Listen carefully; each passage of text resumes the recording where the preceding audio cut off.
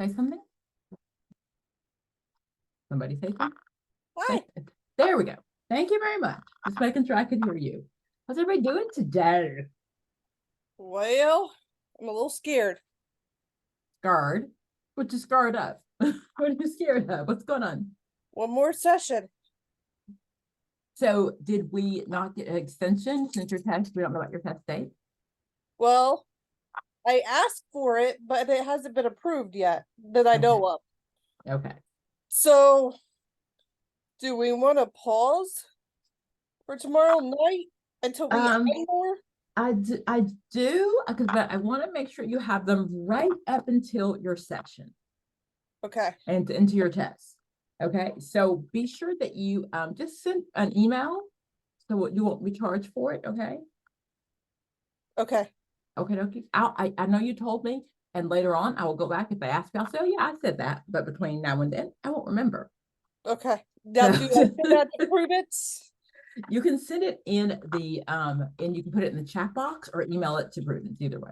Okay. Okay. And I will try to remember to put it in there, but I can never promise you that I can do that.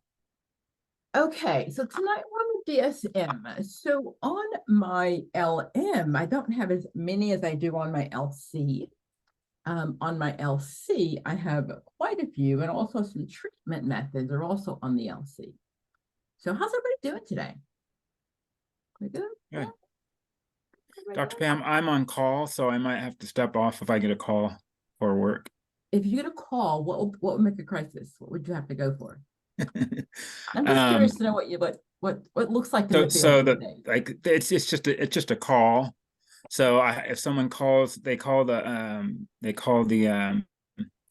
don't know, whatever it is, it's some service, and that service calls me, and they give me the number to the person, and I call them back.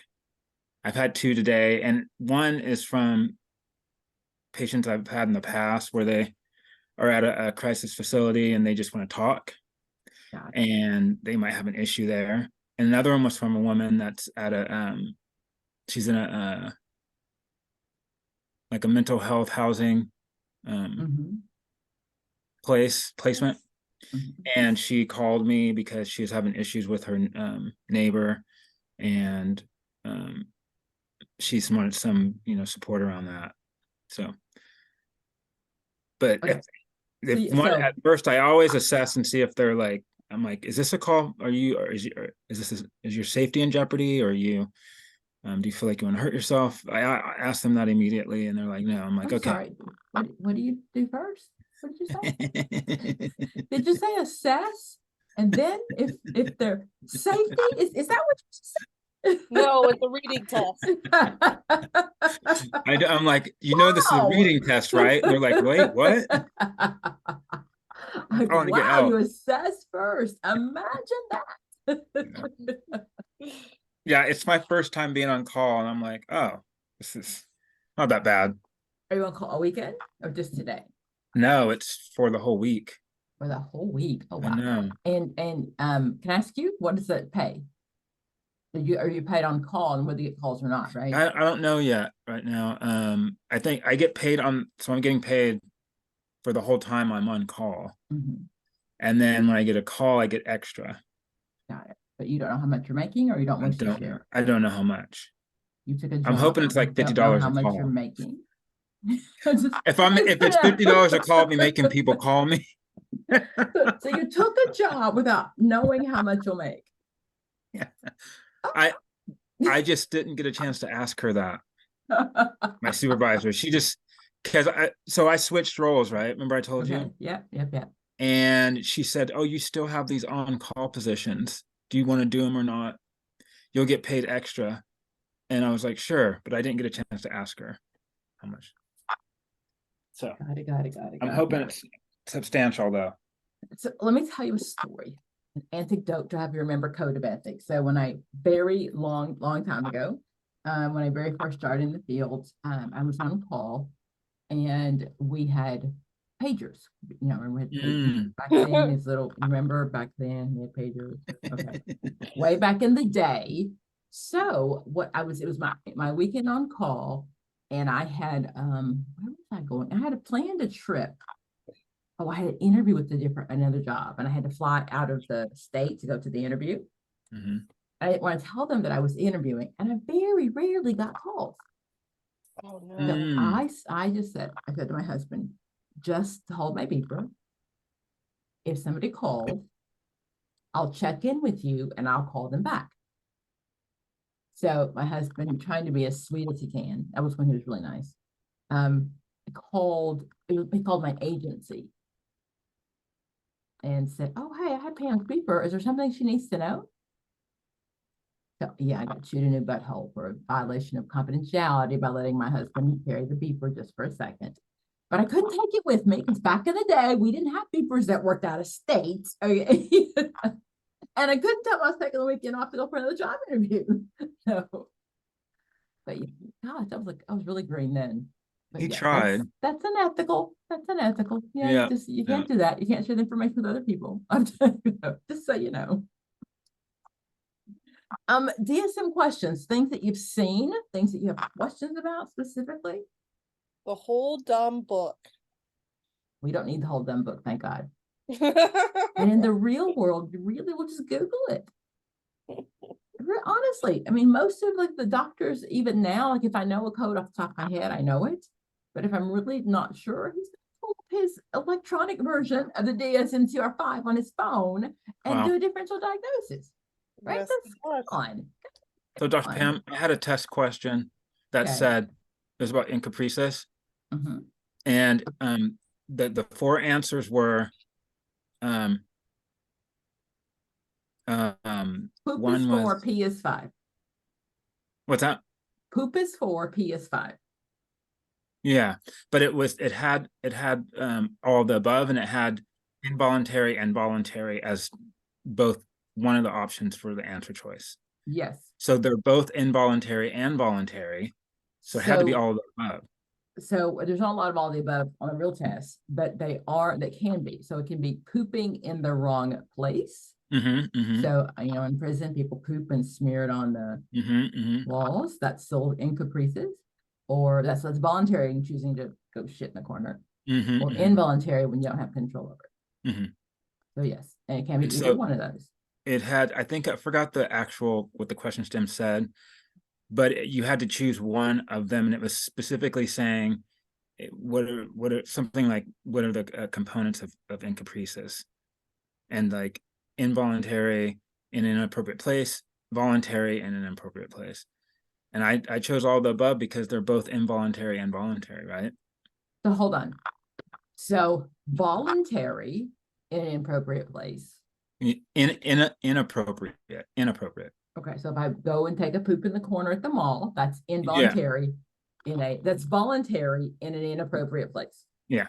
Okay, and the other one was involuntary in an inappropriate place. So it would be involuntary in an appropriate place.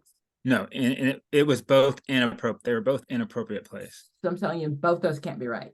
Oh, so okay. It is involuntary pooping. Yeah.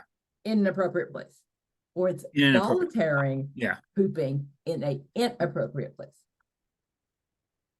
So I went and pooped in the corner at the mall. That's an inappropriate place. That's voluntary. I knew I was doing it. Exactly. Inappropriate in an involuntary place. Got it. Would be I didn't mean to, but it happened. I had a car accident and I didn't have clean underwear, or they weren't clean. So it's the involuntary one. That's right. So when I make a choice to go poop in a wrong place, or when I have an accident in a appropriate place. Okay, so 5-year-olds that poop at school, that's not necessarily that's involuntary if I haven't controlled it yet. Yeah, but what if it's involuntary in an inappropriate place? So that would be, they're not trying to do that. If it's involuntary, then I have no control over it. So I wouldn't purposely go poop in the mall. They had both. I'm sorry, I don't want to take too much time, but they had them both as inappropriate. That's what threw me off. So then both those aren't right.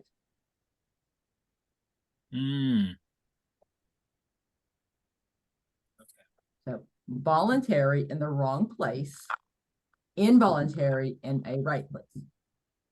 I want to look at it right now just to see.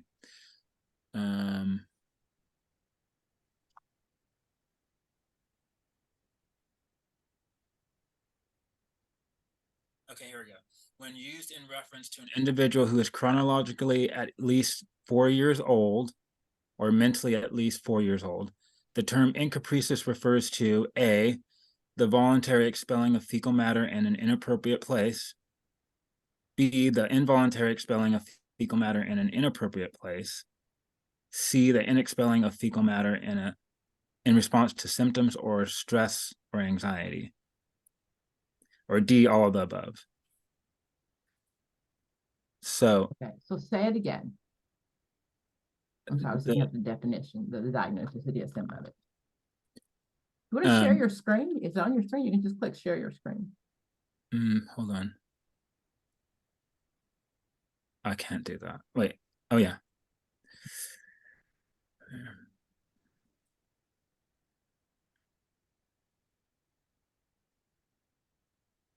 Okay, it's right here. 61.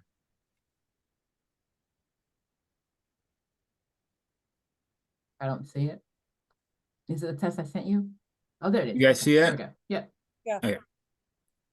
So 61, when used in reference to an individual who is chronologically at least 4 years old or mentally at least 4 years old, the term encopresis refers to, is it A then? Okay.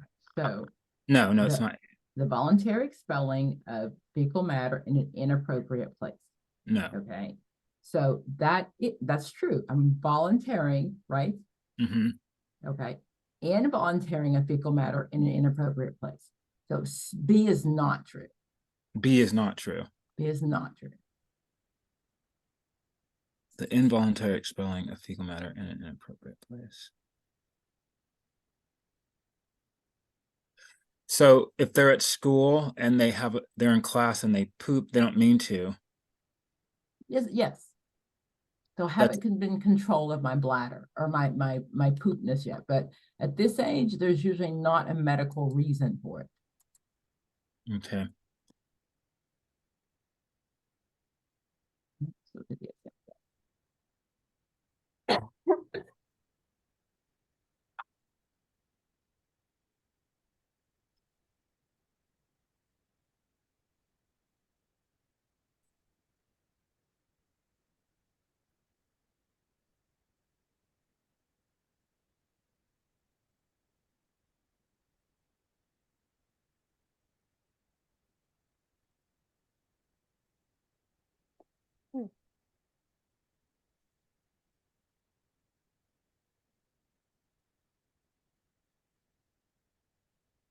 So it can't be known to any substance abuse or any physiological symptoms. What does that mean? Physiological?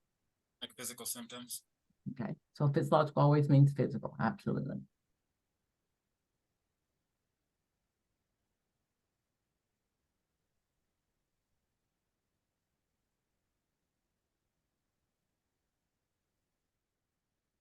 Here it goes.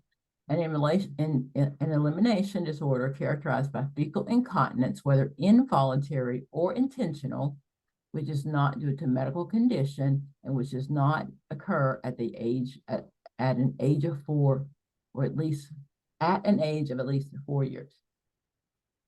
So whether voluntary or intentional due to a medical condition, that's when it makes sure that can't be, it can't be a medical condition. And it occurs at least at the age of 4. So this is voluntary or intentional. So would intentional mean voluntary? It would Okay. be. So see how that was a hard one for me. I would have missed that one because usually we don't see that as being inappropriate, and it's usually pooping in the wrong place if I'm old enough. Yeah. Yeah.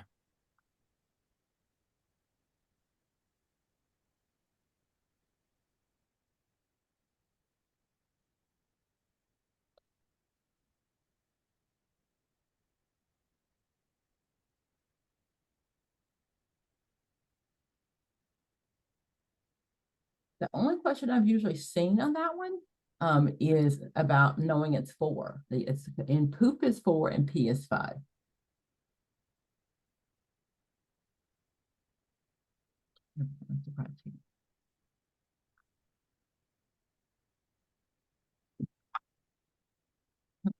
can be either voluntary or involuntary. So it can be both. The diagnosis cannot be made below the age of 4. The Encopresis of fecal incontinence may also be called stooling or fecal overflow incontinence. And it's got to go on for 3 months. Mm-hmm. And there's nothing physically wrong. And okay, so look at that first line. Encopresis is defined as the involuntary passing of stool into inappropriate places. So involuntary, inappropriate, voluntary, as well as inappropriate.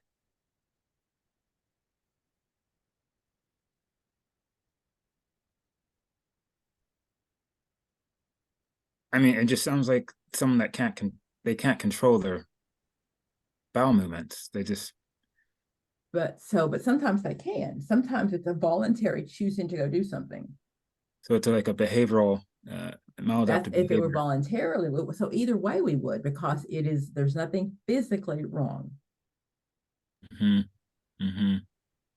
So that means they've already gone to the doctor and he's checked everything and there's nothing wrong. Okay. So we would treat it behaviorally either way if the doctor says there's nothing wrong. Okay. It represents severe psychological stress on children and their families. There's a term for that also. It's not a test question, but there's a term when you don't notice that you stink. That kids who do it don't necessarily notice that they can't smell themselves.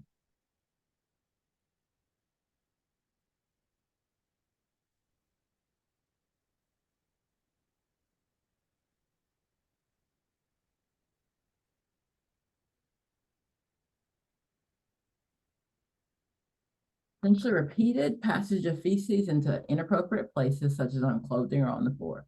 While typically the passage is involuntary in nature, it can be intentionally in some cases. If the passage is involuntary, it's often related to constipation, impaction, and retention, and with a resulting overflow.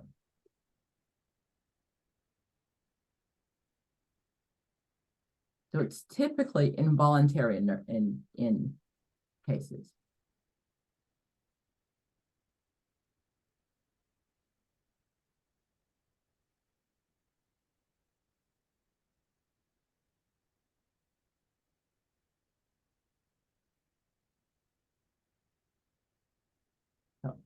In my house, there's a term called sharts or sharting. Anybody use that term? So when you think you have to fart, and careful, careful. So that's the term my kids use growing up. Okay, so.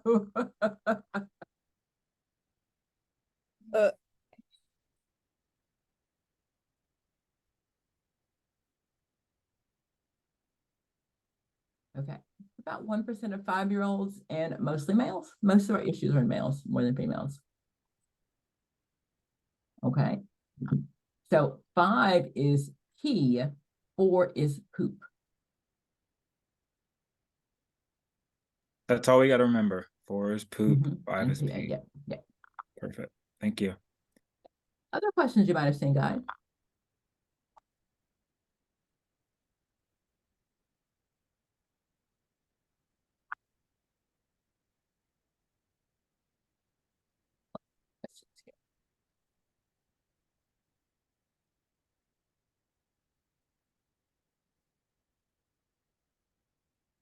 Those of you that have taken it before at either level, can you, so usually the big ones are on there, like bipolar 1 and bipolar 2, knowing the difference between those. Do we know those?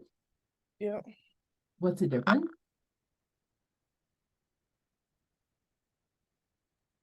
Bipolar 1, you have a week of mania, and it's usually there's some risk behaviors associated with it, risk factors, and not risk factors but risk behaviors. And then bipolar 2, it's milder hypomania.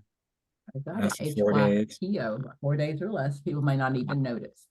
So so for the LMSW, they both have to hit a bipolar 1. I'm sorry, they both have to hit a major depression. Okay, so they both have to have major depression first, and it goes all the way up. Now, the LM doesn't usually talk about that when they come back down. So they have to have at least 1 episode of major depression. That's 2 weeks, can't get out of bed, suicidal thoughts, things like that. Then they put me on medication. I stop my medication. I go all the way up with a bipolar 1, all the way up to the top. And then I crash it back down to to major depression again. Okay. Bipolar 2 may or may not come back down. So remember, you always taught the higher the highs, the lower the lows. So bipolar 2 may go up to the 4, right? All the way up for 4 days, but they may not come back down to a full-blown depression again. So bipolar, so the LC usually differentiates that, making sure you understand. They go like the higher the up, and they may or may not may or may not come back down. The LM will just talk about that, make sure that you understand that it's a full-blown, both of them have a full-blown major depressive episode first. Okay. Hypersexuality in that one you'll see also. Very just bizarre behavior. Kanye West. Okay, that was a bipolar, it was a full-blown manic episode. If I've ever in my life seen one, and I hope that and he went away, hopefully the treatment facility. But we saw it coming. We saw the behavior getting very bizarre, and then it just kept getting worse and worse and worse and worse. And then he just kind of crashed. Did something happen recently or something? No, just the last time. Yeah. So I would hope though that the American population and the doctors and people that he really screwed over would realize that's what mental health looks like. That's what it looks like. Okay, so do you see this question? I'm gonna start with you, Rochelle, because you're in my top corner right there. You're muted. 157 comes to you begrudgingly. That means I won't be here. Okay. Begrudgingly. Okay. 157 comes to you begrudgingly.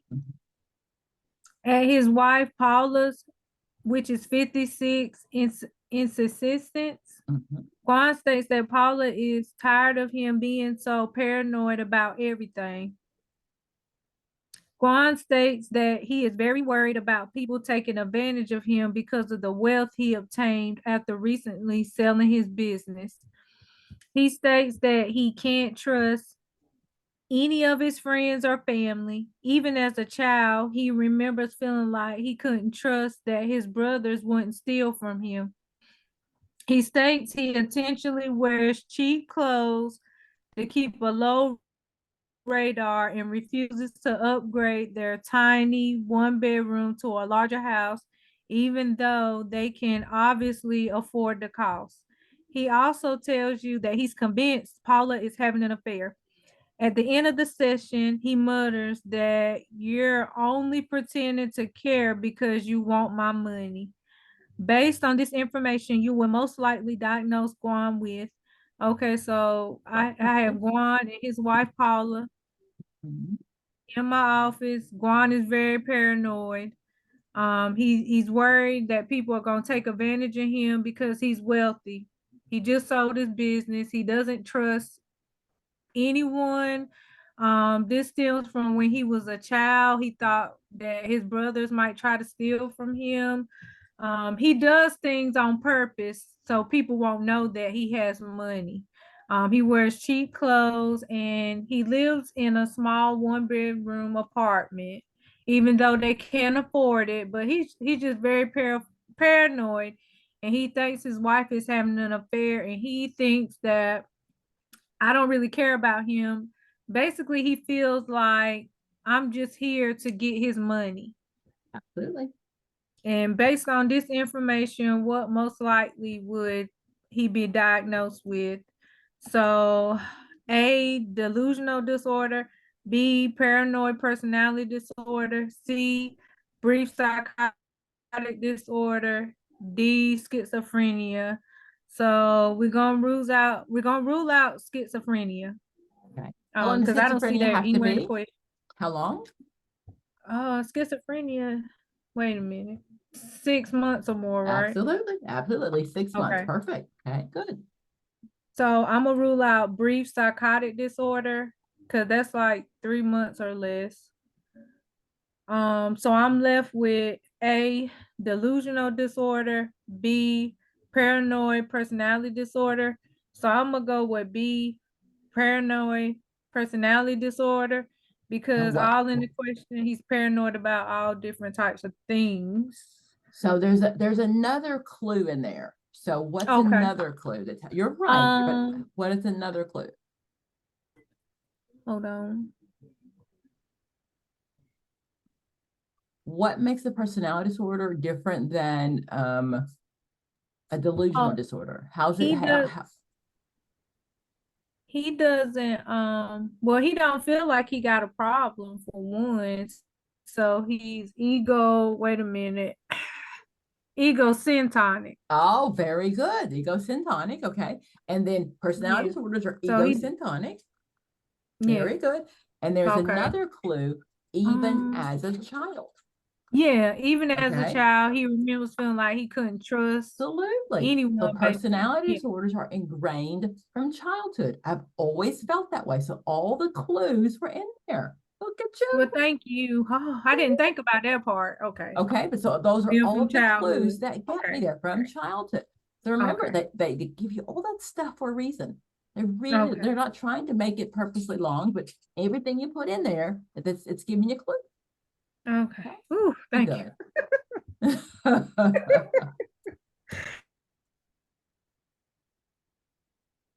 Here we go. Okay, I'm with you, Kylie. Paul is a 63-year-old homeless male who was referred to therapy after being released from jail.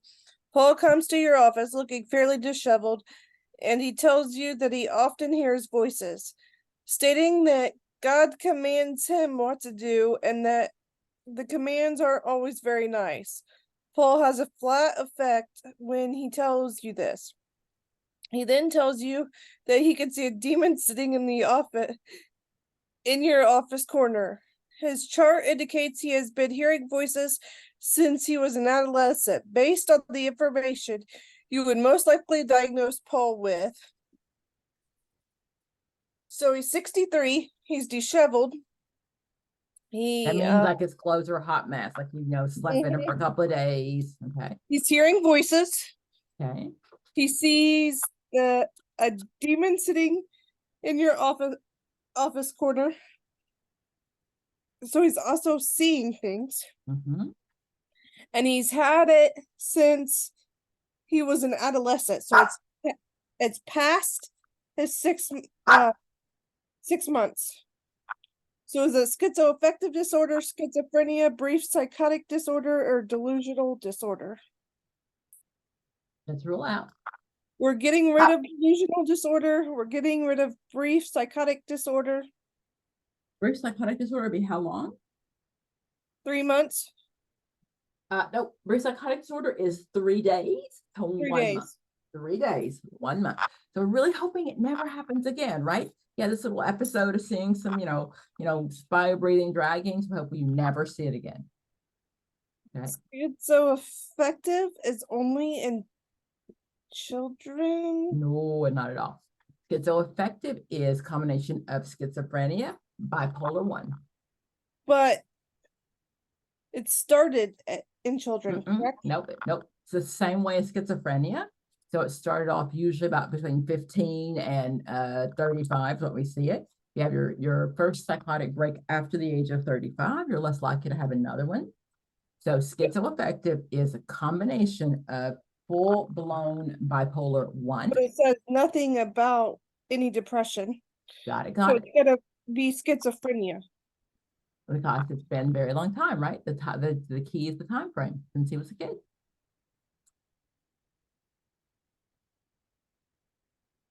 It does not indicate a depressive episode. Okay. or would see a manic episode. And if you've seen my old videos, I always say that I've never seen schizoaffective disorder outside of any kind of mental health institution.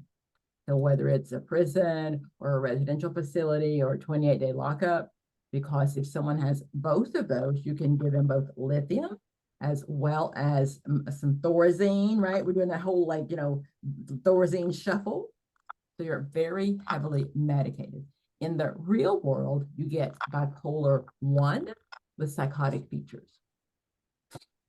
But the only time, and if you've ever seen schizoaffective disorder, I can promise you they came from some sort of residential institution, someplace where they were locked up and someone wanted to keep them drugged.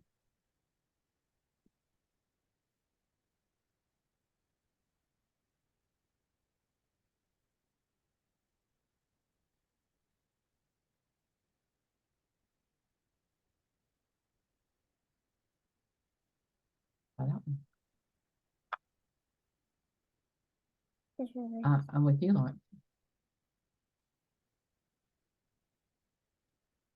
Nikki, 24, comes to you after recently being released from a psychiatric hospital following a suicide attempt.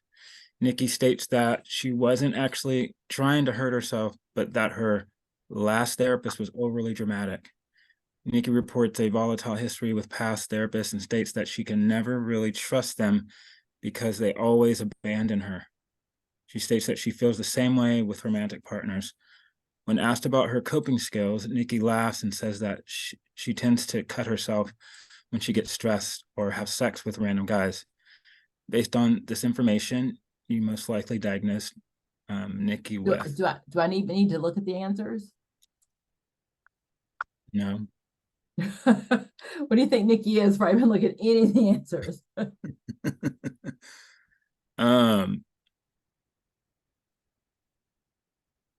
Because of the history of relationships, and she's cutting, and she just recently got out of the hospital for a suicide attempt. And even more. And she yeah. Never really trusted anybody. No. Remember Margaret Mailer, object relations theory, right? She said, if you don't have that one person to always have your back, borderline was one of them. You grow up not trusting the world because you didn't have that consistent caregiver. Yeah. Okay, so the theory behind that is Margaret Mailer. Yeah. Okay. So my histrionics are very flirty, but they're not sexual. Borderlines are sexual. And they're not suicidal, right? Histrionics. No. Okay, that's about it. Can you not hear me? Did I go out? Yeah. Okay. Yes. So yeah. So those are my narcissists. So I'm sorry, those are my histrionics. As a rule for the test, the histrionics are going to be girls and the narcissists are going to be men. That's not that true in the real world, but the test tends to stay on those gender disorders. Okay. Well, let's do that one. Tiffany, how are you? I'm doing pretty good, Dr. Pam. Well, let's take a look at these. Okay. A male therapist writes a passionate blog article expressing his disdain for a political candidate. In his article, he goes on to state his reasons why this politician is unfit for office and why he largely suspects this individual meets the criteria for narcissistic personality disorder. This therapist may have created a potential ethical issue by. Okay, so tell me, stand the question. Stand the question. Okay, so a male therapist wrote a blog about a political candidate that he does not care for in particularly. Okay, he states his reasons.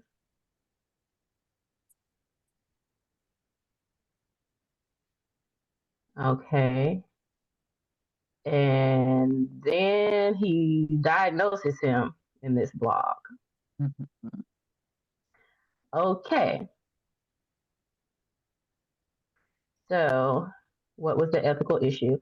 A, refusing to remain impartial despite how clients may perceive his opinion.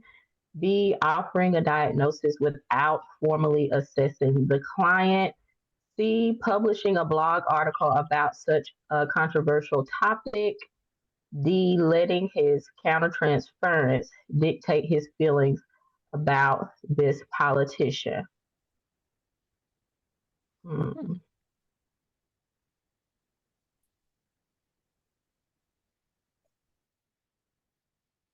Okay. It would not be D. It would not be C.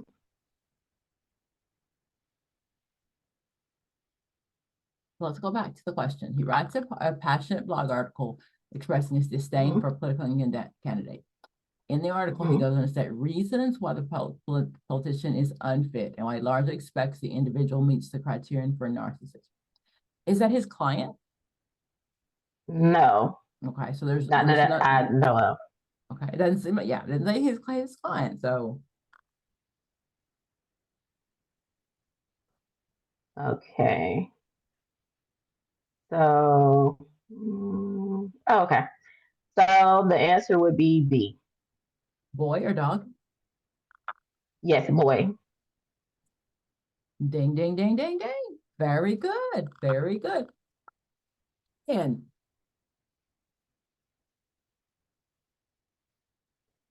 everybody see that? See where we got there?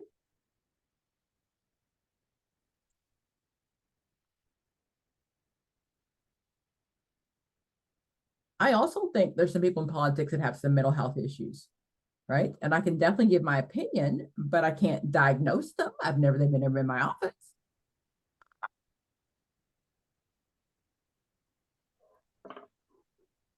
Can you explain armchair diagnosing? Same thing as armchair quarterbacking.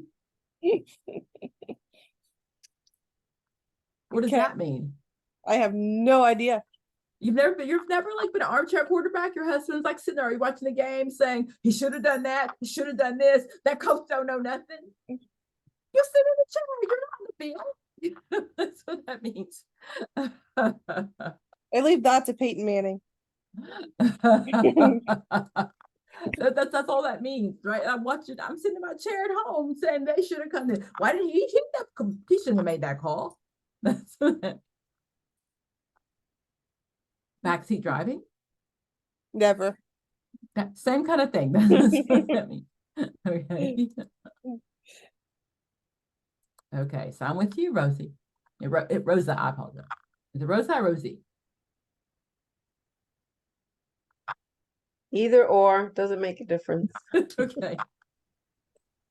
When working with individuals with anorexia, it is important to remember all the following potential crisis issues except A, substance use may be comorbid with anorexia. B, serious weight loss often coincides with severe medical conditions. D, almost all individuals with anorexia require hospitalization before therapy. D, the suicide risk for people with anorexia is elevated. So now we have to do this backwards, correct? So I three of look for these those are, that right? apply, Got it. and then, okay. Serious weight loss often coincides with severe medical conditions. That is true. Okay. Almost all individuals with anorexia require hospitalization before therapy. That is also true. Okay. The suicide risk for people with anorexia is elevated. Which two are you down to now? I'm down to A and dog, D. Okay, so which of those do you think is true and which is not true?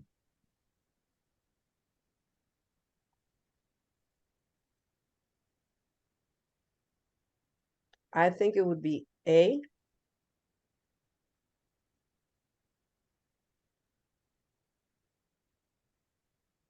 Oh, they don't need hospitalization?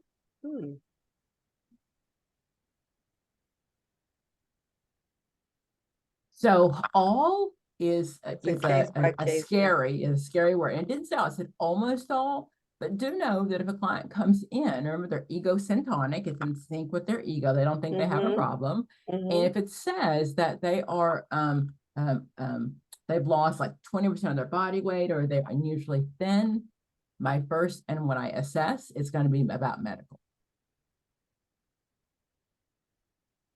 Okay. They do have a high rate of suicide. Okay. Oh, well. I'm here to learn. I did that one. That's we're gonna go backwards, so Rosa, you get that one again. So this is one of those important listening terms, right? When it comes to, as we're doing our assessment piece. Get that one for me.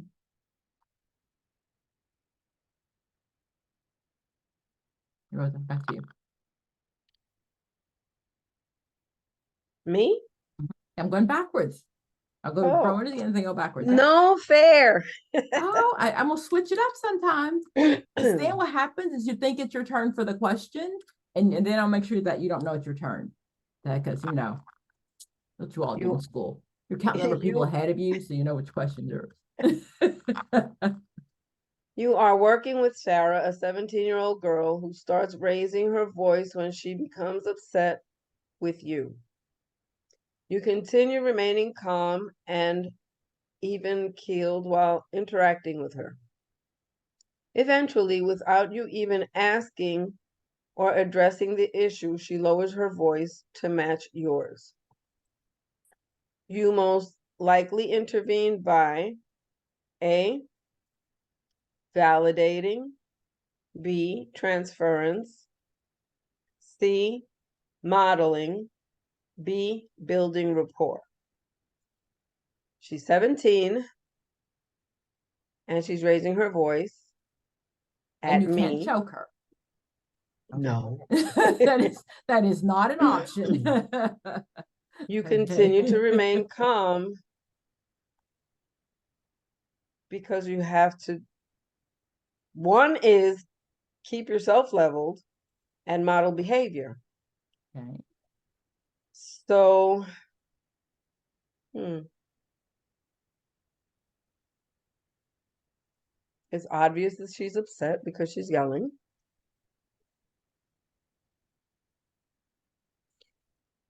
It doesn't say, wait a minute. Eventually, without you even asking or addressing the issue. Okay. So it's not validating because I didn't say anything. Okay. It's not transference because there's nothing in the question that leads me to that. It wouldn't be building rapport because it doesn't say it's the first session. So I would go with C, modeling behavior. Absolutely. Okay, because you remain calm and even keeled, right? While she does whatever she's doing, you still remain calm. Okay, so she's like, hey, you know what? Obviously, I can't ruffle her feathers that simply. Hey, let's look at Brad. He is 6. Okay, Tiffany.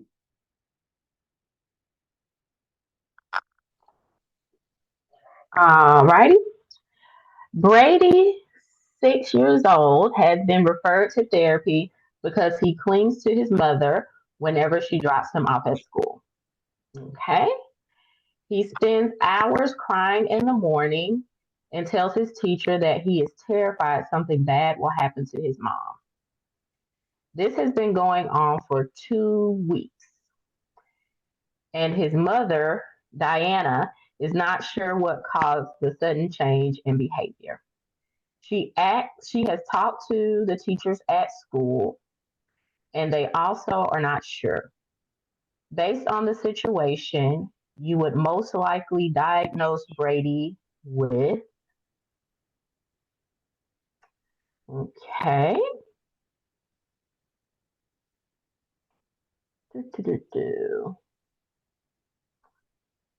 And so he is 6.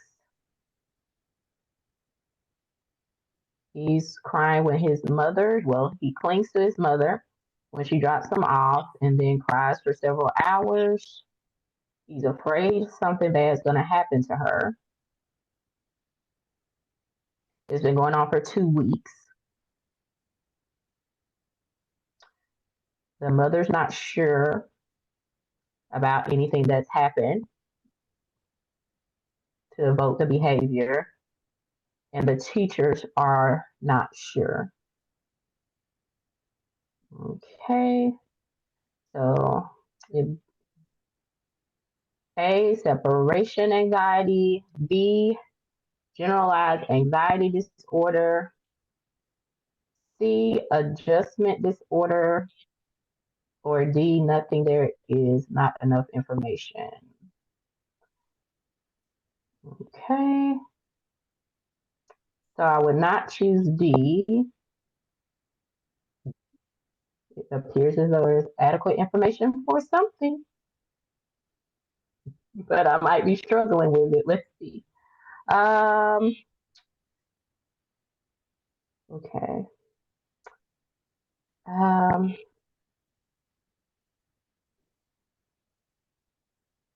I would not say. So what is I'm GAD? not out. How long is GAD? Yeah. I'm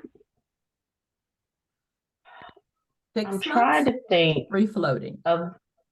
Okay, generalized anxiety disorder, at least 6 months, free floating, not specifically tied to anything. I'm always on edge. I can't sleep. I just always I'm always worried. So that would be at least 6 months. Okay. Okay. So I don't see it going on for 6 months. 2 weeks. Okay. Yeah. Okay. So. Okay. So I would choose separation anxiety just because of the It's just not enough time. It's only been 2 weeks. It's only been okay, 2 so weeks. not enough time for any, well, none of those. Okay, so, and it doesn't say how old he is or what's going on. Obviously I haven't seen him for therapy. I mean, I haven't seen him before. Mom is not sure what caused a sudden change in the behavior. So definitely something changed, but it's only been 2 weeks.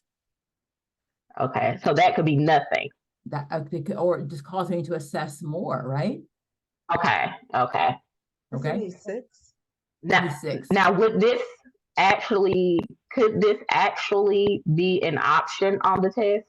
It probably wouldn't say Like nothing, but it would say you don't have enough. You don't have enough information to make a diagnosis. Okay, so that is okay. Okay, so if this were my question and there were some questions to assess, I would, right? I want to know more. It's only been 2 weeks. My first thought is, who's touching my baby at school? That's my first thought. Okay, like what's going on at nap time? I'm up there like my mom. I'm up there and trying, to beat up some kid. That's my first thought, right? But as a therapist, I don't have enough to diagnose him yet. I just need to know what's different. What's different? Okay. An adjustment disorder is at least 6 months. So I'll give you that time frame to 6 months. And separation anxiety, I don't remember the time frame for that one. Ooh. Well, I guess if I was more well versed in these 3, then I would have naturally known that it wasn't enough information. But I haven't really studied these yet. Okay. The only thing that only lasts 2 weeks for sure is a major depression. Okay. Okay, that's just a really short period of time. So the only thing I'd really diagnose with them in 2 weeks is major depression. Okay. Okay, and that's can't get out of bed. I'm suicidal thoughts. I mean, it's bad. It's bad. So you'll know in the question if it's bad.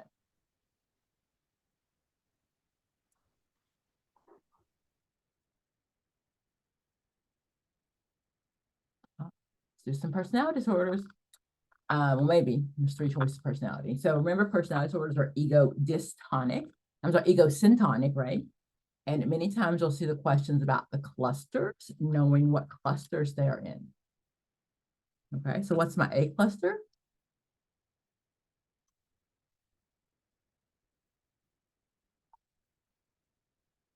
Odd or eccentric. I always remember my B clusters or my borderlines. That's the B.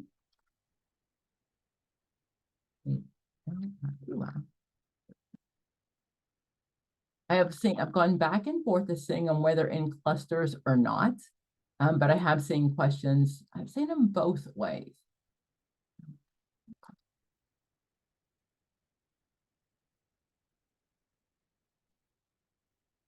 So A are my odd and eccentric. B are my dramatic, unpredictable. I always remember D are my borderlines. B are my borderlines. Okay. And C are the anxious and fearful. Okay. So my paranoid, we saw that question already. They've been that way since they were a child. They've always just been a little worried about everybody. Something's going to get them. My schizoids and schizotypals, what's the difference?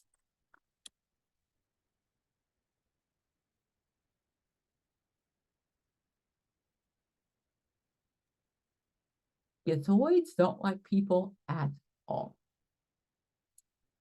Gonna say Schizoids, one likes people, one doesn't. okay, so schizoids don't like people. My schizophrenics will talk to you. I'm sorry, my schizotypals, they will talk to you, but you'll be so sorry they did.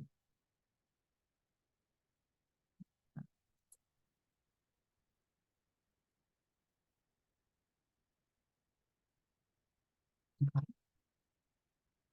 So schizoids don't like anybody at all. They avoid people at all costs. You have one in your neighborhood when you were growing up. Everybody knew the crazy man lived there when no one ever saw him. The grass was all the way as high as you couldn't see in the window.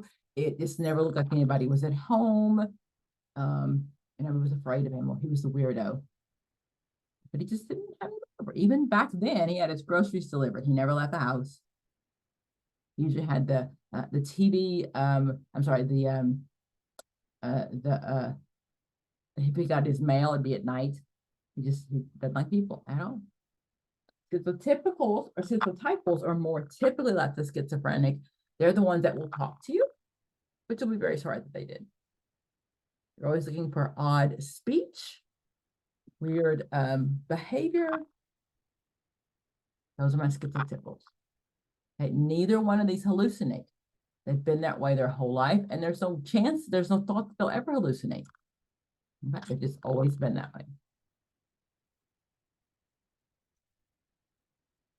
Okay.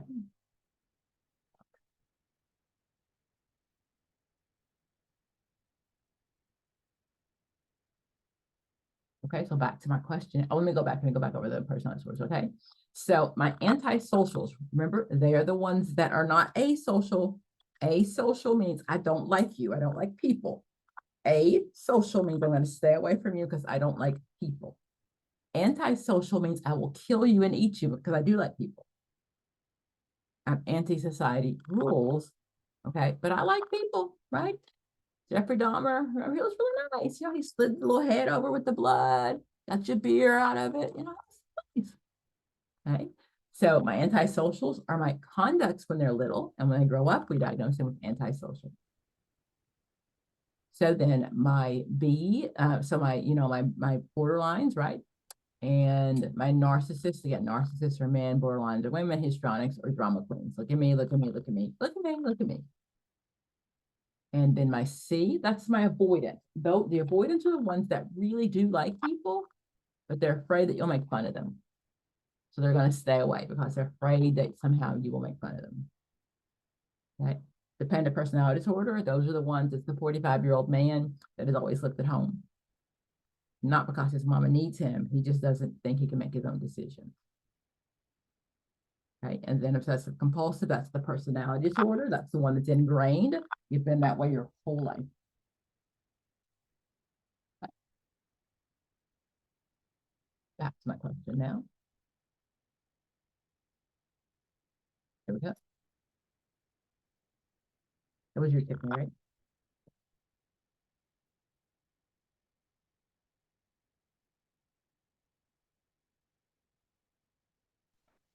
that you, Tiffany? I can. Who Okay. did I give it to? I'll Whose do turn it. is it? It's It's Tyler, your turn? Colin's. I got this. I got it though. Okay. Mike, 49, is a computer program who works from home and has lived alone his entire adult life. He has never been married and he only briefly dated one girl in high school. He does not have any real relationship with his family, and he finds having friends pointless. On the weekends, he usually takes long solo hikes or plays video games. He does not really like his job, but he states it pays the bills without having to interact with others. Based on the information, Mike most likely meets the criteria of Roll out. no. So he's lives alone. He's never been Mhm. married. Mhm. He thinks friends are pointless. He goes on solo hikes and plays video games. He doesn't really like his job, but he says it pays the bills.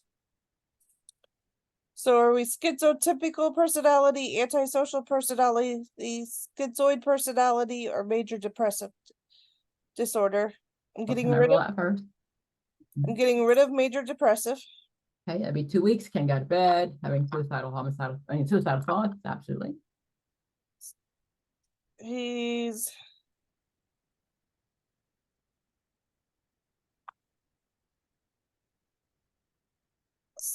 schizotypical personality.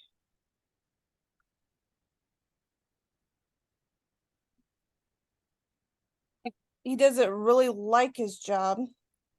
Well, he hasn't killed anybody. So, Right. right. So he hasn't hurt anybody. So we're taking B and D out, definitely. Yes. Okay. So now you're down to either A or C. Go back to the question. Which one is he? Schizotypical So personality. schizotypicals are more likely to say something. Okay. So the fact that he doesn't leave his house, But he said they're pointless. exactly. So he has a life though.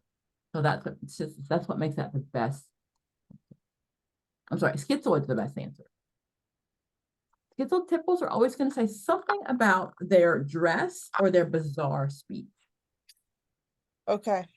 They're the ones that wearing just they don't match, or like a winter hat in the middle of the summer, just bizarre. You will know when you talk to them. Okay. They will talk to you, but you'll be so sorry that they did. You will be so sorry. You can't really do it now, but before you can go to Walmart at 2 a.m. And that's a really good time to find some weird people. Okay. This is not a DSM question, but it's definitely one of those questions that you'll see on the test. Is the stages of coming out. Rochelle, are you there? Yes, I am. You see that? Okay. You are working with Landon, a 16-year-old male who is in the process of coming out as gay to his friends and family. Doing this work, you should consider all of the following except. So I'm working with Landon. He's 16. He's in the process of coming out to his friends and family. So doing this work with him, I should consider all of the following except. So except mean everything that is true, right? We look at that first. Got it. Go to 3 that are Okay. true. Okay, so A, recognizing that coming out inherently entails significant challenges. B, recognizing that coming out is inherently unique for each client. C, recognizing that coming out can coincide with suicidal ideations. D, recognizing that coming out may create ongoing stress. So D can be true. Recognizing that coming out may create ongoing stress. Okay.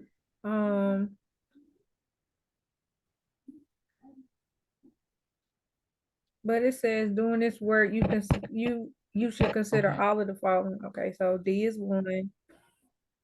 Okay, A, recognizing that can coming out inherently entails significant challenges.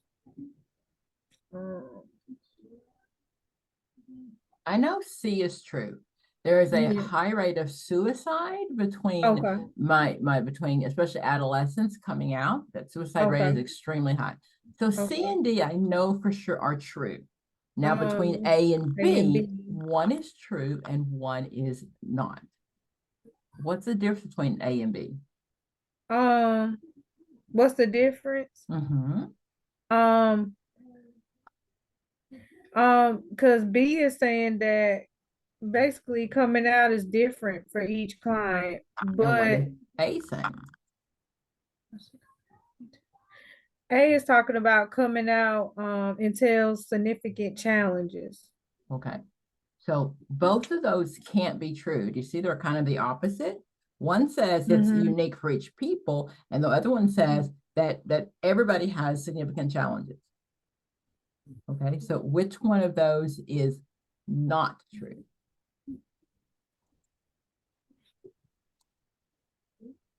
A.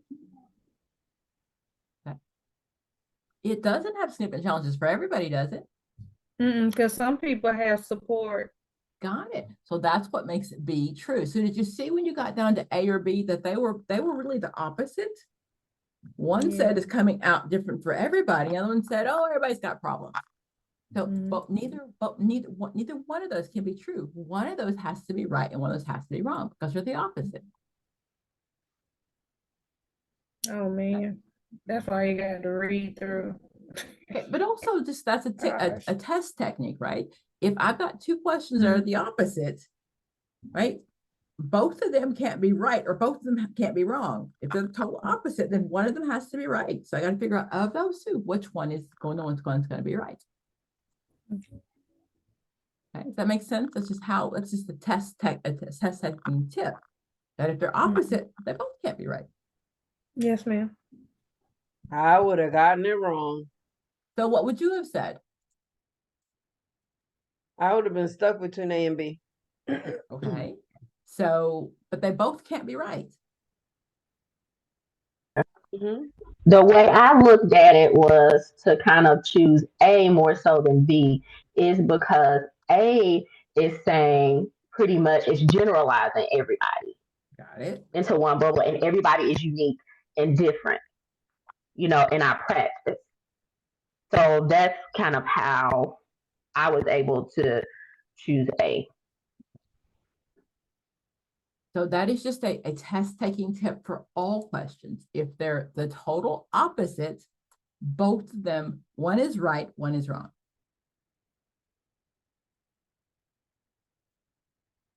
Okay.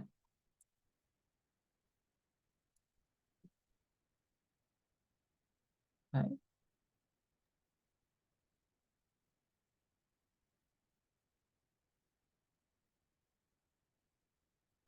Who wants this one? I'm going to go backwards. Rochelle, you get this one again.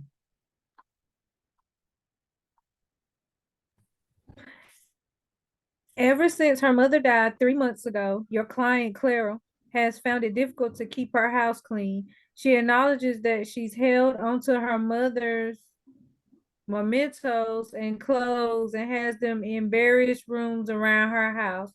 She continues to go to work and live her life, but she can't seem to clear the clutter. She states that her friends have come over and have expressed concern that Clara really needs to move on. Clara insists that she's still grieving. Based on this information, you will most likely diagnose Clara with. So Clara lost her mom 3 months ago, but she's finding it hard to kind of, I guess, like get rid of her mom's clothes and the memories that she has. So they're all over her home. She goes to work, she lives her life, but she just can't get rid of her mom's things at her house. And her friends are telling her, move on, but she's still grieving. So, what would be the best diagnosis for her? Okay, A, nothing. There's not enough information to warrant a diagnosis at this time. B, major depressive disorder. C, uncomplicated bereavement. D, hoarding disorder. So I'm gonna rule out hoarding disorder. Um, it don't say nothing like 2 weeks or more to warrant like major depression. What So I'm doesn't gonna say that rule she's out B. suicidal or any of those things either, does Uh-uh. it? Okay. So B and D is out. Okay. So I'm looking at either A or C. Okay. It's not difficult to keep our house clean. She's had a small mother's mementos and clothes.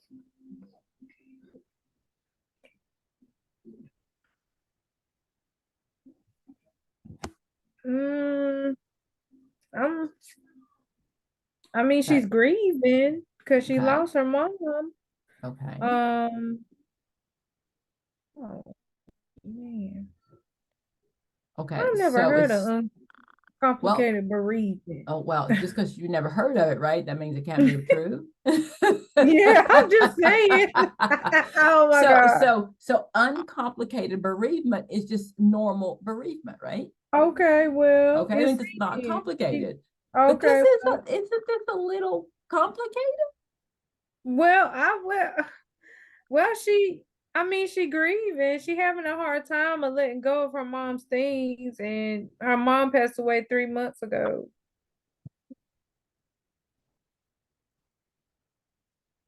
I'm gonna say A. If you're stuck like that, that means there's just not enough, right? It's not major depression. It's complicated bereavement, and she's not quite a hoarder, right? No. Hoarding disorder, if it's continuous, could it be hoarding disorder?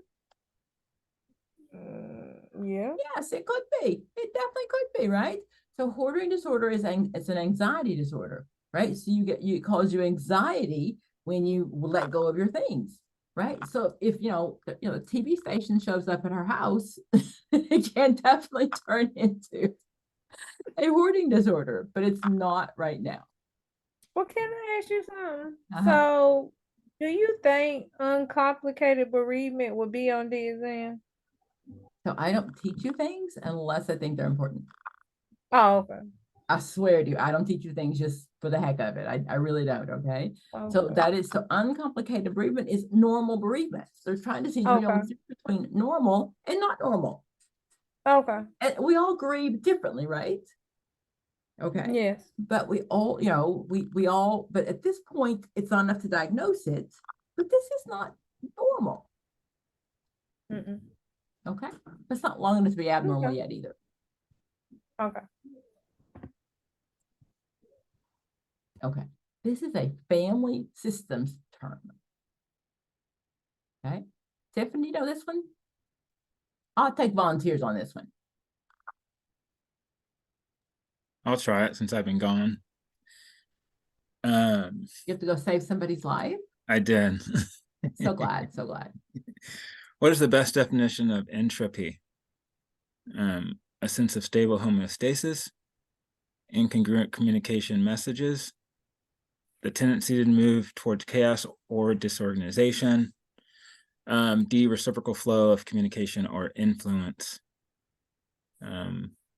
Is entropy a good thing or a bad thing? Entropy is a bad thing. Okay, that means the system is dying. Yeah, so it's not a sense of stable homeostasis. It could be incongruent communication messages, but it's not about communication specifically. It's about a system not functioning, right? Okay. And so it can't be D, reciprocal flow of communication. All the other ones, B and D are about communication, and A doesn't make sense for homeostasis, so it's C. Very good. Entropy means it's falling apart. In family systems theory, right? Things will, if the system is closed, right? And we don't let people in, it'll eventually fall apart. Right. So, I'll say Sam, a social worker instead of Susie. Sam, social worker, comes in with his tape, right? And he puts in service in the home and he negates the entropy. He stops the family from dying. So negative entropy is a good term. Okay.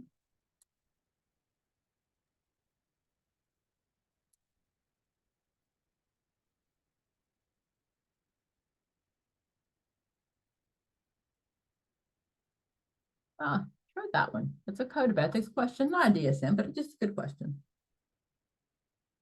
Kylie? Who you are working with Tara at 17, a teenage male who discloses that he plans to beat up his bully. Later that night. Oh, his bully Thomas later that night. He says he is going to. I'm sorry, Jake, hold on. Yeah, we'll have to redo it all.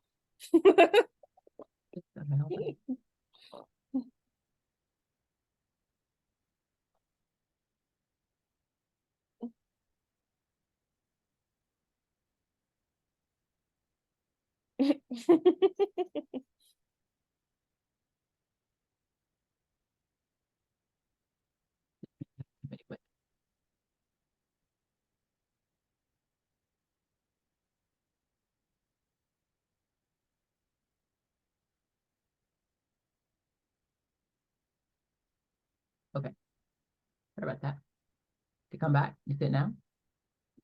You are working with Terrence, 17, a teenage male who discloses that he plans to beat up his bully Thomas later that night. He says he is going to really going to make him regret what he's done to me.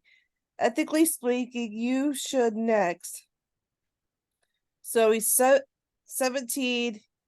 He says he's going to beat him up because he's going to make him regret what he's done to the boy. So you could consult your local state laws about the constraints of duty to warn, break confidentiality as part of your duty to warn, maintain confidentiality, and explore Terrence's feelings and thoughts about the bully, collaborate with Terrence's parents about the best course of action for safety. We are getting rid of D. Okay. We are getting rid of A. Okay. But we have to assess. If that's one of my options. Which means that we maintain confidentiality and we have to explore the feelings and thoughts about the bully. Ooh. Do you know why that's not why B is C is not the answer? Are there any feelings in the question? No. So remember, I can only answer with feelings if there are feelings in the question. If it just said gather more information about what's going on, then I would. But I don't really care about, I'm not exploring his feelings because the question doesn't say anything about feelings. Where I have to warn. That didn't say that either. No, it says consult your local. About what you, so whenever you see that question, that's always the right answer. That means in your state, follow your state laws. Yep. But I hate that when the answer I'm looking for is not there. But if that's not there, Dr. Pam. Then they would have a better answer. Right? I had a if it I had said a practice. assess, right, then I would, right? Because what I was looking for is if he has a plan. Yeah. Right. That's why you explore. Okay. But I'm not exploring his feelings.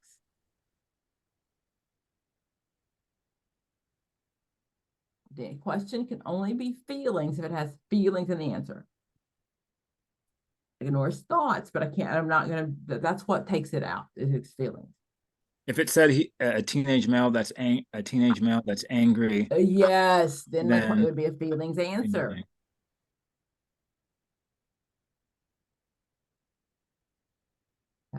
So gather more information is what I was looking for. But whenever I see the state and local guidelines, that's always going to be the best answer. I have a question about Tarasov. So I had a practice question that said it was about this guy that was married and he found out he was gay and he started having sex with men. and he ended up getting HIV. Didn't tell us, he's not telling his wife, and he's not using protection. And then the social worker like encourages him to talk to his wife about it, but he insists on not doing it. And so he's going to end up continuing to have sex with his wife. And the social worker, it mentions in the stem, as the social worker talks to him about the risks and death of potentially, you could cause your wife by by having unprotected sex with her. And I can do that. One of the answers is should the social worker notify the wife because of the tear off, or I forgot the other ones, but I was thinking because the fact that that is a life and death thing.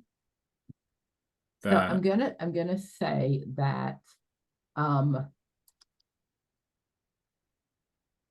every state has a different answer on that one, and especially TDC that's out of California has different rules, but the code of ethics says no. Don't contact all the that wife. matters is the code of ethics. It is not, they're not in imminent danger. Okay. Okay. So that is the right answer for the test. Okay, perfect. Thank you. Okay. Am I showing 68? Sharing that one? Yes, no? You see 68? Did you say Rochelle? I said, am I sharing? So I shared the Oh. 68. Okay, Kylie, let's go again. Let's take that one. A social worker has been contacted by a couple to assist them with the issues of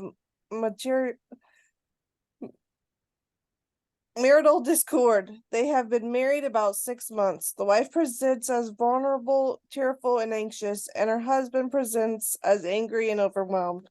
The wife openly claims that he has never loved me and expresses anger that he married her without the proper feelings. The husband responds that he has done everything possible to prove his love to the point of near bankruptcy and jeopardizing his employment with frequent absences, but nothing is sufficient. During the interview, the social worker discovers that she has had many short-term relationships in the past, and she has a history of suicide gestures and fits of rage. Further, she frequently demands a divorce and then begs him to stay, is routinely physically assaultive, etc. The most likely diagnosis is...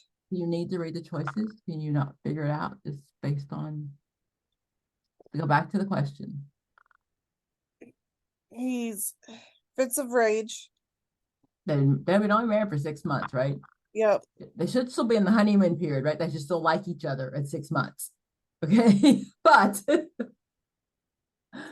okay. Histrionic. Nope. Well, I'm only seeing 2. Okay, so but why don't you figure it out based on just if I give you no choices at all? Tell me what this is. The wife openly claims that he has never loved me and expresses anger that he married her without the proper feelings. The husband says, I've done everything to prove my love. We have no money. I've given up my job. I've done everything to be there for her, and it's still not enough. During the interview, the social worker said, then the interview discovers that she's had many short-term relationships, history of suicidal gestures, and fits of rage. Frequently demands a divorce. She wants him to stay. Hot, cold, love you, hate you. Intermediate explosive disorder. She's a borderline. So that's when you should be able to diagnose everything, any of the answers, right? Splitting. You're amazing. I love you. Oh, please don't go. Get out of my house. Love you. Hate you. Okay. So if you've spent any time in a therapy session with borderlines, and whenever the question starts off, I have seen 17 other therapists, but you're the very best one. Run. Okay. Borderline. We talk about the importance of boundaries because she'll think you're the very best one in the beginning. Always. So those are signs of a total borderline. She's vulnerable, tearful, and anxious. Right? He doesn't love me, but don't go. He bought me a diamond ring and a fur coat, and he's missed work to stay with me, but he doesn't love me. But don't go.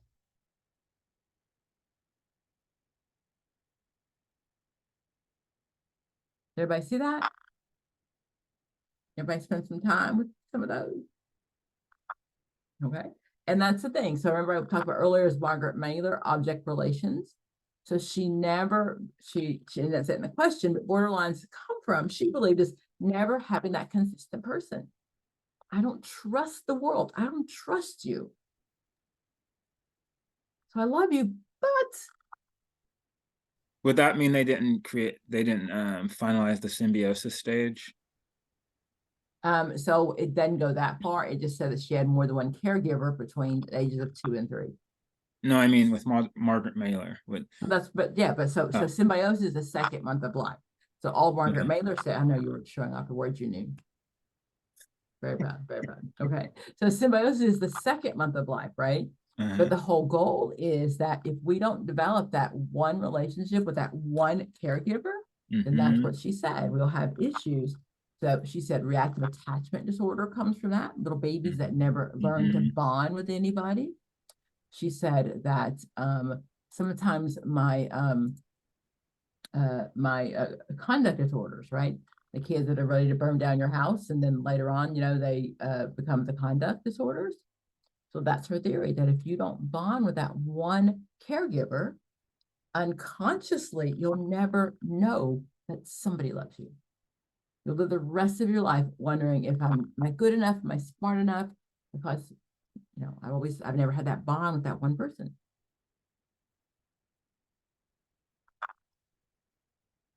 Okay. And what happens with borderlines in general is when you get close enough to them, right, and you begin to maybe ask them to let their guard down and share some things with you about their childhood, they're going to leave because it's too hard to stay, right? That's why DBT, dialectical behavior therapy, is the treatment. It teaches them to learn to sit with uncomfortable feelings.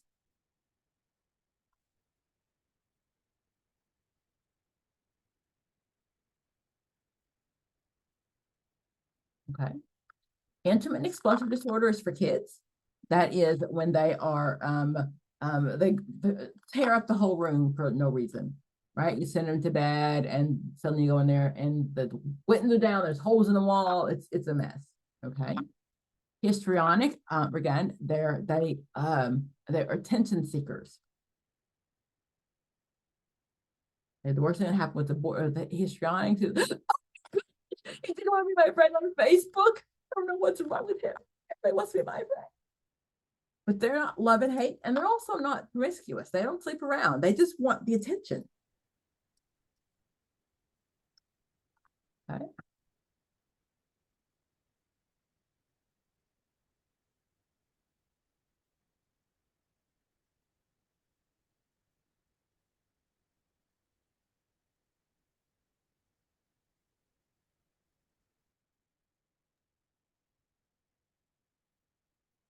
You see 48, or is that too small?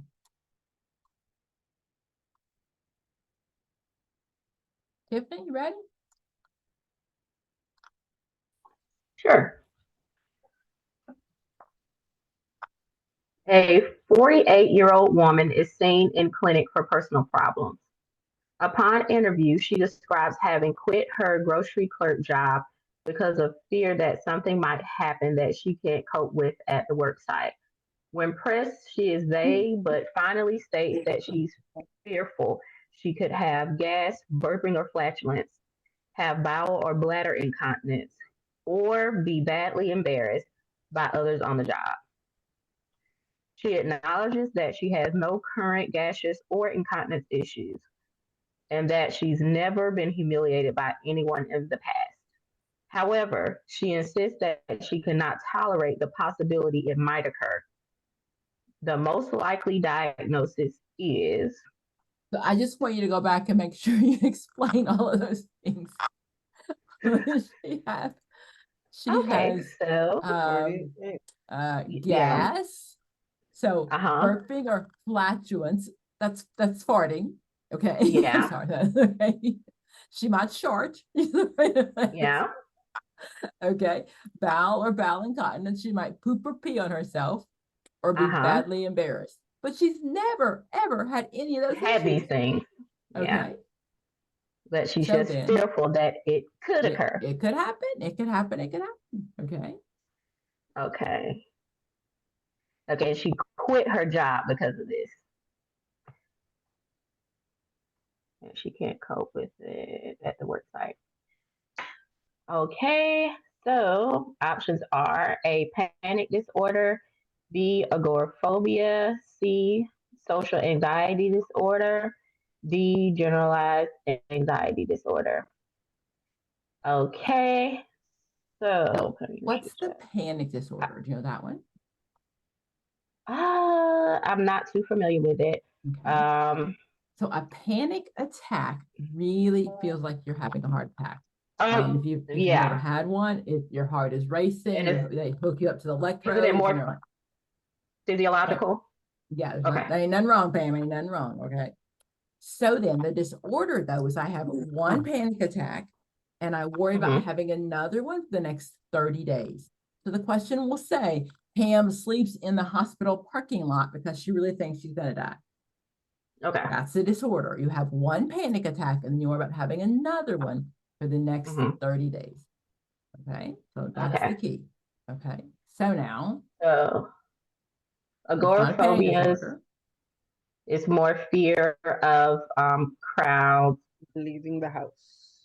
Okay. Oh. Okay. And then D, generalized anxiety disorder. We discussed that earlier, but there's a timeline on that, and this doesn't mention any type of time frames. Let's go back to the question. So she's 48. Okay. So I should, well, I don't know. Have I read out agoraphobia? What did you say? Have I ruled out, did I rule out agoraphobia? Yes, I did. Okay. And ruled out panic disorder. Okay. And so I would select C. Okay. Generalized anxiety disorder. Free floating, not paired to anything. Okay. So how's that different than C? How are C and D different? Because that's where you should be stuck. Okay. What am I thinking about? Am I thinking about something else? Is generalized anxiety disorder? Well, that's just 6 months. I can't sleep. I can't exactly. do anything. So that has a timeline. Got it. So, but this doesn't mention a time that I'm reading here. It does not. So that's why I selected C. Absolutely. Absolutely. So it's irrational fear of things. Nothing's happened, has it? No. Okay, but she's afraid. She's afraid. Oh my gosh, I can't go to work because I might shart on myself. No evidence. Now let's see. No, it doesn't. See, so the only one, panic disorder doesn't have a timeline, does it? It's just a physiological, or does it have a timeline? It's one panic attack, worrying about having another one for 30 days. Okay. Okay. Sitting in the parking lot, so afraid that you're going to have another panic attack. You're sitting in the parking lot of the hospital because you're terrified. Okay. Okay.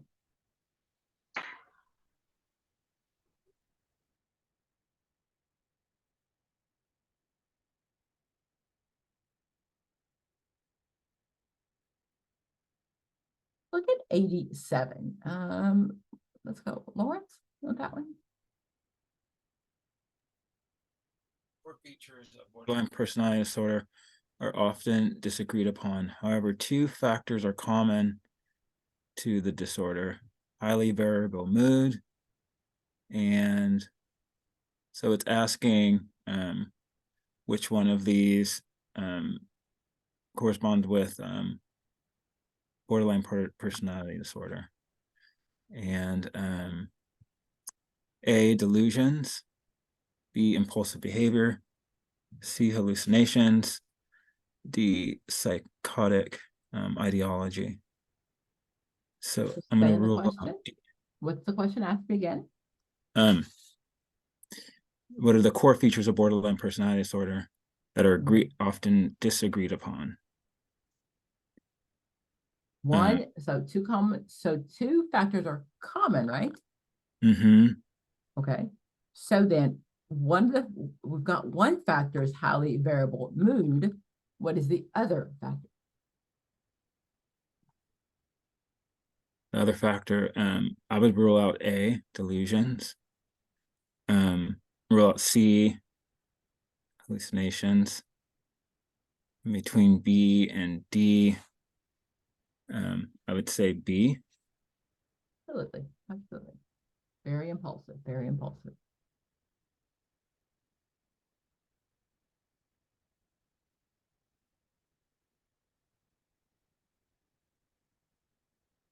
Oh, try that one. I'll move on back to you also, Lawrence, since you like poop.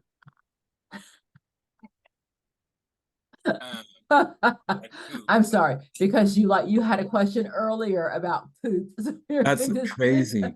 That's not fun. I mean, it's like, I don't want to make fun of people that have Encopresis, but it's something else. When used in reference to an individual who is at least 4 years old, chronologically or mentally, the term Encopresis is, oh, this is the question right here. Oh, the same one. That was the question. Okay, we'll skip Same that one. one. I apologize. Yeah, I'm sorry.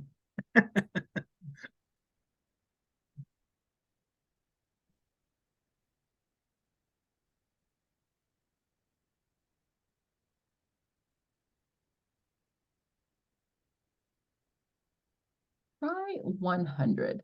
Yeah.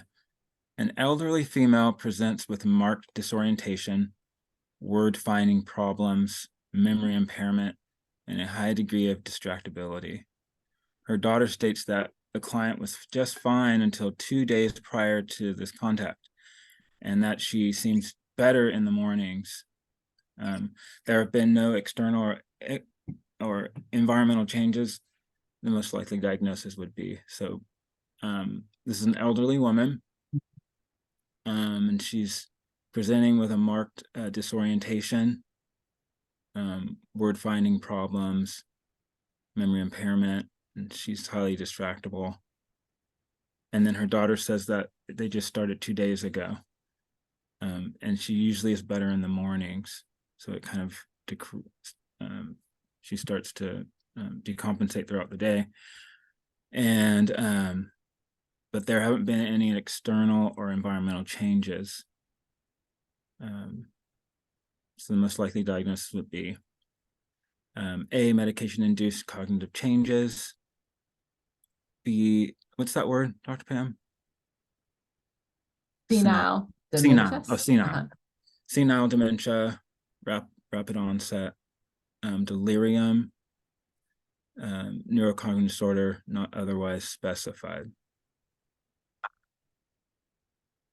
So I would rule out A for sure. There's no mention of medication in the stem. That works. Good. And senile, I'd rule out too, because she's fine in the morning, but it seems to get worse throughout the day. C and D. I'm going to go back, see what she's presenting with marked disorientation, word finding problems, memory impairment, and a high degree of distractibility. What is this called? Anybody? What's that? Isn't it more kind of like a sundowners? Sundowners. That's what it's called. Sundowners. Okay. Sundowners. So then which one of those terms would talk about sundowners? Sundowner syndrome. You're going on for 2 days. So I would go with D. You would do with D. Absolutely. So neurocognitive disorder, something's going on, but not otherwise specified. Okay, that's I know it's neurocognitive disorder. That's what sundowners is. It's just that in the morning I can remember my name and who I am, but by the afternoon I don't have a clue. Delirium has nothing to do with age. We can all be delirious. A Mhm. shortage of not enough water. You know, you pass out. You go taking a nap in the middle of the afternoon and you wake up and you're like, oh my gosh, where am I? What day it is? Mhm. Okay, it can be a side effect of medication. It can be low blood sugar. A lot of things can cause delirium. It's short and sweet. It comes Mhm. on quickly, and most often we can, you know, get to the emergency room and we can kind of give you whatever you need, potassium, whatever, to get you back up.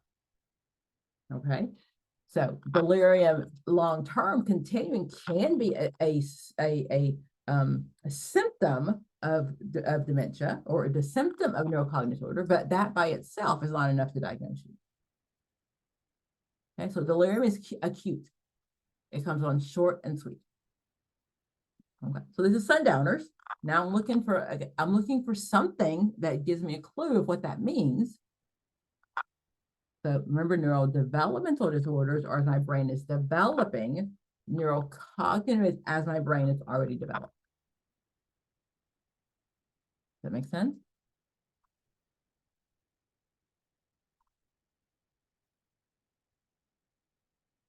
Oh, look at that. What's that one? 101? I'll take it. Thank you.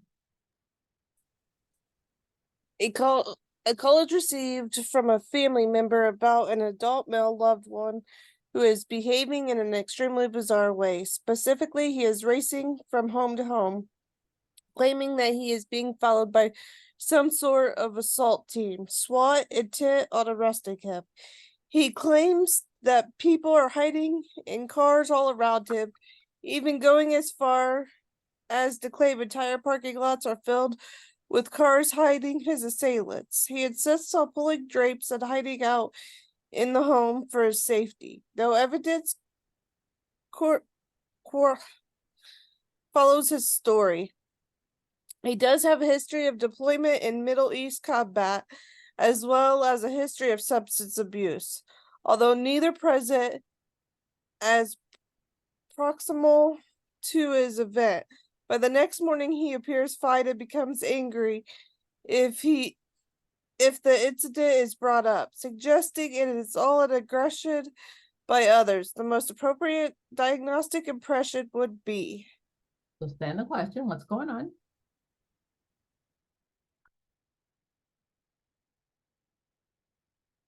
Just understand, explain the question to me in your own words.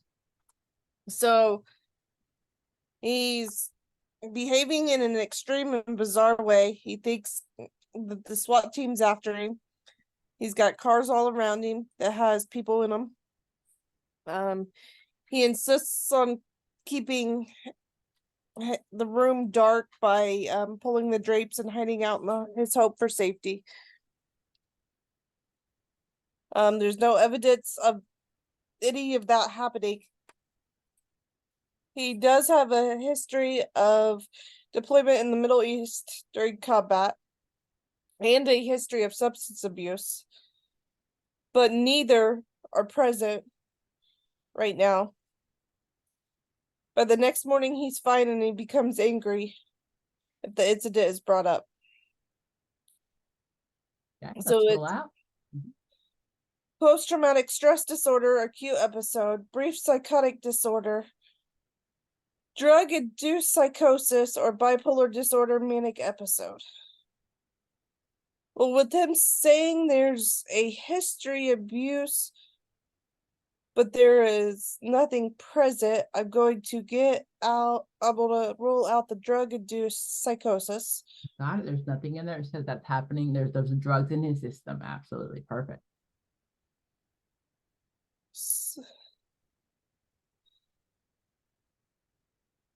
And he's not I'm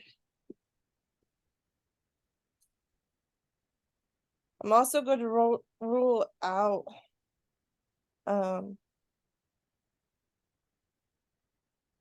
bipolar disorder. Okay.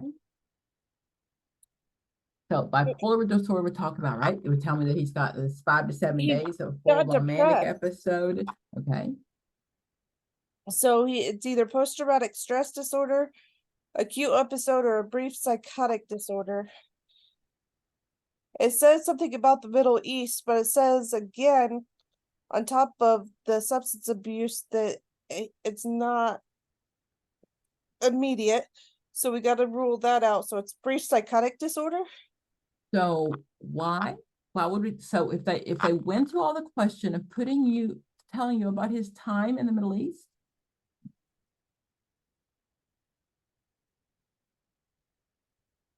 But it says it's not present. so what's not present? He does have a history of deployment in the Middle East as well as history of substance abuse, though Right. neither present as proximal to this event. So PTSD is how long? After 30 days. After 30 days. So he's got a Okay. history. So that's going to be PTSD. So we had an episode last night that came on quick and see. So we had a flashback last night. But when I take all that time to mention, right, that he had a acute attack. So let's go back. So brief psychotic disorder would be 3 days to 30 days. Has it been on for 3 days? No, it just happened last night. Okay. So it's not even enough time to be a brief psychotic disorder yet. Okay. Okay.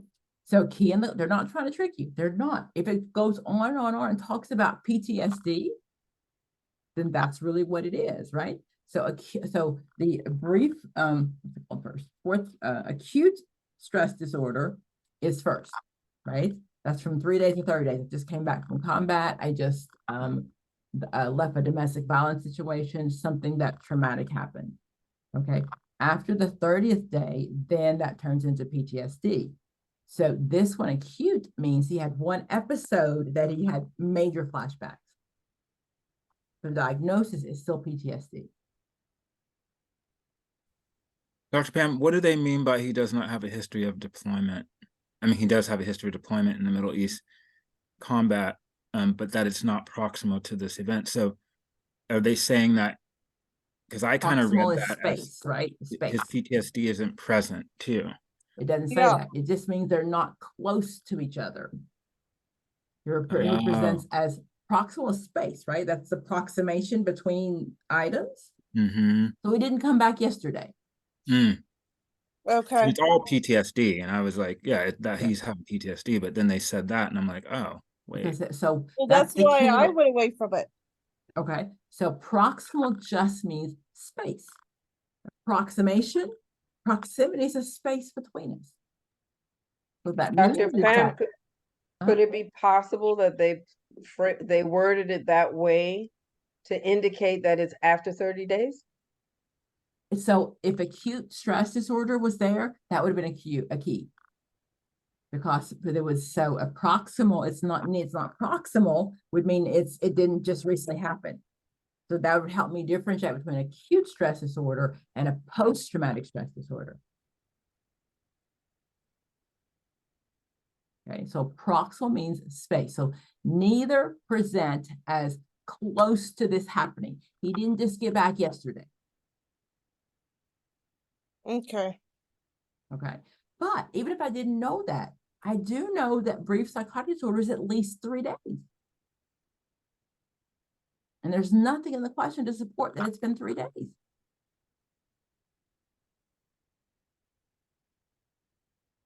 Because it happened last night. Okay. So even if I weren't sure about B, if I know my diagnosis, I go back to the question, I can't prove B. I can't prove C. I can't prove D. But they give me all of this stuff about the fact that he was in the military for all this time. So And- brief psychotic, it would have to say 3 days. 3 days to 30 days. Absolutely. Yes, Absolutely. okay. This could be delirium, Mm-hmm. Mm-hmm. right? Because delirium came on short and sweet. Okay. So delirium could be having those hallucinations, but it gives me this whole stuff about PTSD. They're not trying to trick you. They're not. If this whole paragraph's about PTSD, That's the hardest thing to grasp. It's just like, because they throw shit in like that, like where you're like, oh, okay. Because I immediately you're going PTSD. Exactly. immediately. Okay, And then so all of a then sudden, he rule does not out have. though. Rule out. It's not brave psychotic. You know that diagnosis. That's how you do. Okay, perfect. That's Okay. the trick. Even if you. And it said he doesn't have any. So the drug use is not proximal either. So drug-induced psychosis means he is high right now. Right. Okay. And there's nothing about bipolar. There's no ups and downs.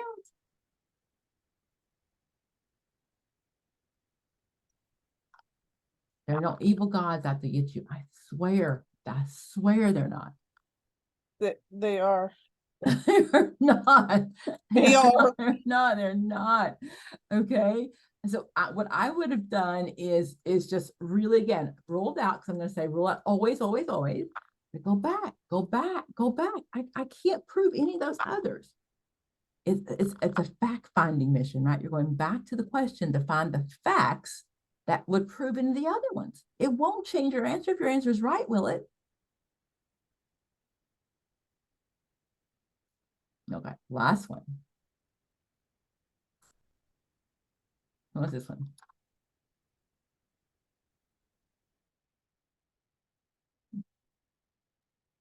Which of the following disorders has the diagnosis criterion that occurs at least 2 years more days than not, making it not very episodic?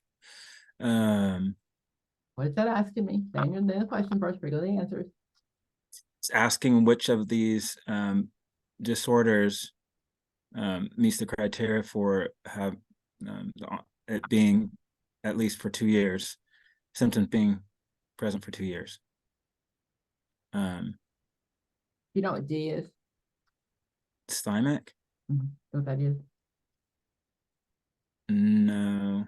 It's called persistent depressive disorder now. Okay. It used to be Oh, that's what I dysthymia, was and looking now we'll for. call it. Okay. Yeah.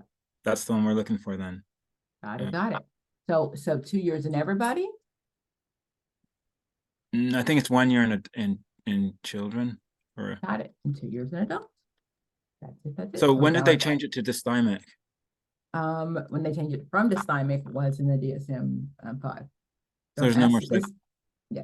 So this is an old test. Whenever I see Oh, I dysthymia, see. Oh, okay. okay. Now it's It was so persistent. easy because cyclothymia, right, was the one, manic episodes for 2 years, and dysthymia. So cyclothymia was up, dysthymia was down. It was great. And change it on me. Okay. Okie dokie, guys. What's it I gotta called let you now? know. It's called persistent depressive disorder. Same thing, 2 years in adults, 1 year in children. Watch these videos a million times. Right. Yeah. Thanks, Dr. Pam. Been a pleasure, guys. I'll put this in the chat box. I don't know when the video will be there, but I'll put all the material in the chat box as soon as I hang up. Okay. Thank you, Okay. Dr. Pam. Bye, Thanks guys. a bunch. See you next time. Bye-bye. You guys be safe. You too.